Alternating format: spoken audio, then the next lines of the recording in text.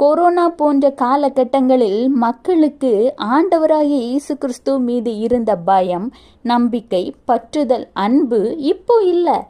ஏன்னா நாம் ஒரு கஷ்டம் வரும்போது மட்டும்தான் ஆண்டவரை நோக்கி தேடுறோம்.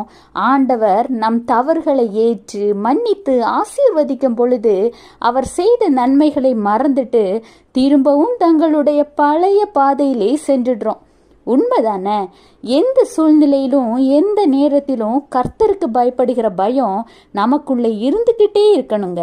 அதற்காக தினமும் ஆண்டவராகிய இயேசு கிறிஸ்து கிட்ட, ஏசப்பா உமக்கு பயப்படுகிற பயத்தை எனக்கும் என் குடும்பத்திற்கும் தாங்க.